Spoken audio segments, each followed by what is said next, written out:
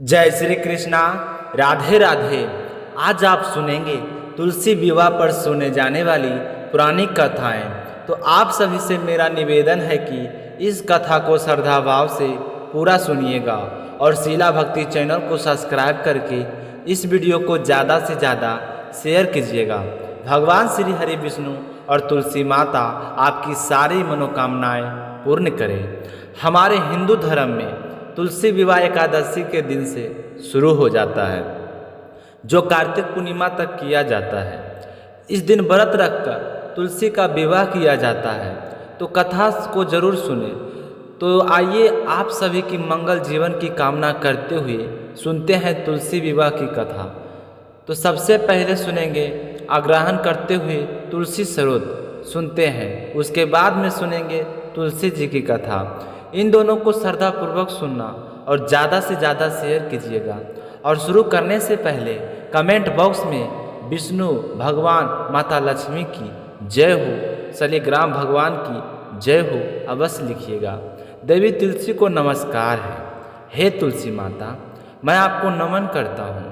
हे जगत धात्री, आप श्री विष्णु की परम प्रिय है।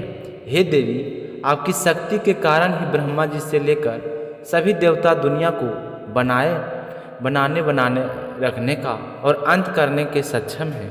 अर्थात आपके कारण ब्रह्मा और अन्य देवगण सृष्टि के निर्माण, पालन पोषण और विनाश में लगे हुए हैं।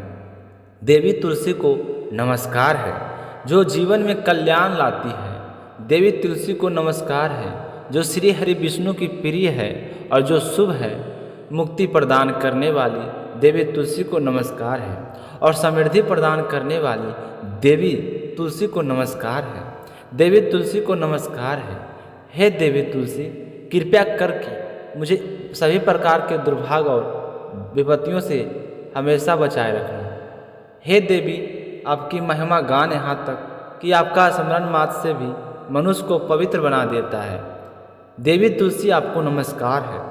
मैं देवी तुलसी को श्रद्धापूर्वक प्रणाम करती हूँ, जो देवियों को सबसे प्रमुख है और जिनका तेजोमय रूप है, जिसे देखकर इस नश्वर संसार में सभी पापी सारे पापों से मुक्त हो जाते हैं।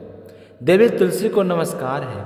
देवी तुलसी द्वारा इस पूरे विश्वास को संरक्षित किया गया है, जिससे गतिमान और अचल दोनों प्राणी शामिल हैं। वह पापी व्यक्तियों के समस्त पापों का नष्ट कर देती है। एक बार जब वे उसे देखते हैं और उन्हें उस भक्ति के साथ उसके सामने आत्मसमर्पण करते हैं, अर्थात माता लक्ष्मी चर और अचर के समेत समस्त जगत की रक्षा करती है और अपने दर्शन मात्र से ही पापी मनुष्य के सारे पापों को नष्ट कर देती है। अर्थात तुलसी के दर्शन मात्र से ही पापियों को सारे पाप नष्ट हो जाते हैं। देवी तुलसी को प्रणाम, जो श्रद्धापूर्वक देवी तुलसी को हाथ जोड़कर प्रणाम करते हैं, वे इस कलयुग के बंधनों को पार कर जाते हैं और सभी प्रकार के सुख और प्रसन्नता को प्राप्त करते हैं। चाहे वह महिला हो, वैश्य हो, व्यापारी हो, अन्य कोई जन हो, देवी तुलसी को नमस्कार है। देवी तुलसी के समान पृथ्वी पर कोई भी अन्य देवता नहीं है। वह विश्व को उसी तरह शुद्ध करती है जैसे वैष्णव श्री विष्णु जी की संग से शुद्ध होते हैं। देवी तुलसी को प्रणाम। इस कलयुग में श्री विष्णु के मस्तक पर तुलसी का पत्ता चढ़ाना भक्तों के मस्तक पर भगवान विष्णु के वरदान और कृपा और आशीर्वाद को सदैव बनाए रखता है। अर्थात जो व्यक्ति इस कलयुग में श्री विष्णु जी के सिर पर तुलसी तल अर्पित करता है, उसके ऊपर सदैव भगवान विष्णु की कृपा और आशीर्वाद बना रहता है। देवी तुलसी, आपको नमस्कार है। तुलसी में निरंतर सभी देवी देवताओं का निवास होता है, इसलिए इस संसार में तुलसी की पूजा करना सभी देवों की पूजा करने का समान है। अर्थात तुलसी की पूजा अर्चना करने से समस्त देवी देवताओं की पूजा संपन्न हो जाती है। देवी तुलसी को नमस्कार है, जो सर्वज्ञ सब कुछ जानने वाले हैं और जो पुरुषोत्तम श्री हरि विष्णु की प्रिय है। हे देवी, आप अपने भक्तों को सभी प्रकार की स्मृति प्रदान करती हैं। कृपया मुझे भी सभी प्रकार के पापों से बचाइए। देवी तुलसी को नमस्कार है। पूर्व काल में यह स्रोत बुद्धिमान पुंडलिक द्वारा प्रतिदिन श्री विष्णु जी की पूजा करते हुए उन्हें तुलसी के पत्तों से अलंकृत करते हुए गाया जाता है। देवी तुलसी को नमस्कार है, जिनके 16 नाम हैं। तुलसी श्री यानी सदैव और समृद्धि, महालक्ष्मी, विद्या, अविद्यायमनी, धर्मदाना, देवी, मन, लक्ष्मी, प्रिया सखी, जो धूमि भला, यह देवी तुलसी के नाम हैं। जो व्यक्ति इन नामों को पाठ करते हैं या उनकी महिमा गाते हैं, वे आसानी से हरि भक्त विष्णु की भक्ति प्राप्त कर लेते हैं और अंत में श्री विष्णु के चरण कमलों को प्राप्त करते हैं। देवी तुलसी को नमस्कार है, जिन्हें तुलसी, महालक्ष्मी, पदिनी श्री और हरि विष्णु प्रिय के नाम से जाना जाता है। देवी तुलसी को नमस्कार है। देवी तुलसी जो भी देवी लक्ष्मी की सखी है, सुख प्रदान करती है, पापों को दूर करती है, आपको सबको पवित्र बनाती है, पुण्य प्रदान करती है, आपको नमस्कार है। देवी तुलसी आपको नमस्कार है। देव ऋषि नारद जी द्वारा जिनकी प्रशंसा की जाती है और जो श्री नारायण की परम प्रिय है, हे तुलसी माता आपको नमस्कार है। इस स्रोत के द्वारा तुलसी जी का पूजन करने से मनुष्य सभी पापों से मुक्त हो जाता है और विष्णु लोक को प्राप्त हो जाता है। इस स्रोत को विशेष रूप से कार्तिक एकादशी तुलसी का विवाह में और कार्तिक पूर्णिमा के दिन तुलसी पूजन करते समय अवश्य सुनना चाहिए, जिससे मनुष्य को अत्यंत फलों की प्राप्ति होती है।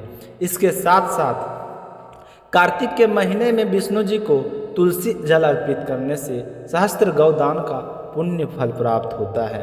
तुलसी सभी फूलों का सार है, वह सत्य है, पूजनीय है, मनोहर है, सभी पाप रूपी धन को जला डालने वाला समर्थन अग्नि है। इसकी तुलना ना तो फूलों से हो सकती है और ना ही किसी देवी से हो सकती है, इसलिए इस पवित्र देवी को तुलसी कहा गया है। यह सबकी सिरोधारी और अभिष्ट है। विश्व के पावन करने वाली, सभी को जीवन मुक्ति प्रदान करने वाली, मुक्ति और हरि भक्ति प्रदान करने वाली तुलसी जी को स्रोत है। स्मरण मात्र से ही पुत्रहीन को पुत्र, स्त्रीहीन को स्त्री प्राप्त होती है, बंधुहीन को बंधु प्राप्त होते हैं, रोगी रोगों से मुक्त हो जाते हैं, बंधन में फंसे हुए लोग बंधनों से मुक्त हो जाते हैं, डरा हुआ प्राणी डर से मुक्त हो जाता है और पापी मनुष्य पाप से मुक्त हो जाता है। जब भगवान श्री हरि विष्णु 4 महीने की योग निद्रा से जागते हैं तो सबसे पहली पुकार तुलसी मैया की सुनते हैं। मंगल कामना के साथ तुलसी विवाह व्रत कथा का शुभारंभ करते हैं। किसी समय में एक कुटुंब में ननंद तथा भाभी साथ साथ रहा करती थी। ननद और अभी विवाह नहीं हुआ था। वह तुलसी के पौधे की बहुत ही सेवा करती थी। वह रोजाना सुबह जल्दी उठकर स्नान करती और उसके बाद में तुलसी मैया की पूजा करती। तुलसी के समक्ष ये घी का दीप जलाती और आने वाली हर एकादशी का व्रत भी किया करती। लेकिन उसका यह सब कुछ करना उसकी भाभी को बिल्कुल भी अच्छा नहीं लगता था। जब वह तुलसी जी की पूजा करती तो उसकी भाभी को अत्यधिक क्रोध आता और उसे ताना देते हुए कहते कि जा तुम्हारा विवाह होगा, मैं तुलसी के सारे बरातियों को खाने में दे दूंगी और तुम्हारे दहेज में तुलसी का पौधा ही दूंगी, क्योंकि तुम्हारा ध्यान तो हमेशा तुलसी में ही लगा रहता। मुझे लगता है कि तुम्हें तुलसी के अलावा कुछ नहीं चाहिए। ऐसा करते करते समय के साथ ननद बड़ी हो गई और उसका विवाह भी पक्का कर दिया गया। विवाह के दिन भाभी ने अपने कहे अनुसार बरातियों के सामने तुलसी का गमला फोड़ दिया और कहा कि इसे भी खा लो। तो तुलसी की कृपा से हुआ फूटा हुआ गमला अनेक स्वादिष्ट व्यंजनों में बदल गया, जिससे सारे बरातियों को बहुत ही आश्चर्य हुआ। उसके बाद उसके भाइयों ने गहनों के नाम पर तुलसी की मंजरी से गहने बनाकर अपनी ननद को पहना दिया। वह भी तुलसी माता की कृपा से सोने चांदी में के जेवर में बदल गई। भाइयों ने वस्त्र की जगह तुलसी के जनाव रख दिया तो वह रेशम तथा सुंदर वस्त्र में बदल गया। इस तरह से उसकी ननद को खूब अच्छे से शादी हो गई। तुलसी माता की कृपा से उसे खूब सारा धान दहेज भी मिला। ननद के ससुराल की उसकी दहेज की खूब प्रशंसा की गई और सारे उसकी ननद की खूब बड़ाई करते थे। कहते थे कि बहू किसी भाग वाले के घर ही में आती है। अब ननद वैसा के तो ससुर के खूब डांट हो गए। वह तो अपने ससुराल की रोजाना नित्य नियम के पूरे श्रद्धा भाव से तुलसी माता की प्रतिदिन पूजा किया करती। इस तरह वह अपने ससुराल वालों को खूब चहेती बन गई। यह बात उसकी भाभी को कानों तक भी पहुंची। उसे बहुत ही आश्चर्य हुआ, लेकिन साथ ही उसे तुलसी माता की पूजा का महत्व भी समझ में आ गया। तो उस सभी भी के लड़की थी, वह अपनी लड़की से कहने लगे कि तुम भी तुलसी की सेवा किया करो, तुम्हें भी बुआ की तरह फल मिलेगा। लेकिन उसकी बेटी की पूजा में बिल्कुल भी रुचि नहीं थी। जबरदस्ती वह अपनी लड़की से सेवा करने को कहती तो वह अपने माँ से कहने पर सेवा तो करती, लेकिन उसका मन तुलसी सेवा में बिल्कुल भी नहीं लगता। धीरे धीरे समय के साथ वह लड़की भी बड़ी हो चली, उसकी भी सगाई तय कर दी गई। तब भाभी सोचने लगे कि मुझे इसके लिए दान दहेज इकट्ठा करने की ज़रूरत नहीं है। जैसा मैंने व्यवहार नैनी ननद के साथ किया वैसा ही इस लड़की के साथ करूँगी, जिससे बारातियों की खूब सेवा हो जाएगी और यह भी सोने चांदी के गहनों में लद जाएगी, जिससे इसे ससुराल में खूब इज्जत मिलेगी। मुझे तो कुछ नहीं करना पड़ेगा। इस तरह वह बेफिक्र होकर घूमती रही। ऐसा करते करते शादी वाला दिन आ गया। जैसे ही बारात आई तो उसने बारातियों के सामने तुलसी का गमला फोड़ दिया, लेकिन इस बार गमले की मिट्टी मिट्टी ही रह गई। तो सारे बाराती कहने लगे कि यह क्या बदतमीजी है, बारातियों का स्वागत हमने तो ऐसा आज तक कहीं नहीं देखा और सुना। बारातियों का इस तरह स्वागत किया जाता है। इस तरह बोल बोल कर वह भला बुरा कहने लगे। तो पापी तो भाभी चुपचाप खड़ी रही, देखती रही। उसकी समझ में कुछ नहीं आ रहा था, लेकिन जैसे ही उसके फेरों का समय आया तो उसने अपनी बेटी के गले में तुलसी का मंजरी के पर से गहने बनाकर डाल दिए। लेकिन अब की बार मंजरी तथा वैसे ही रहे।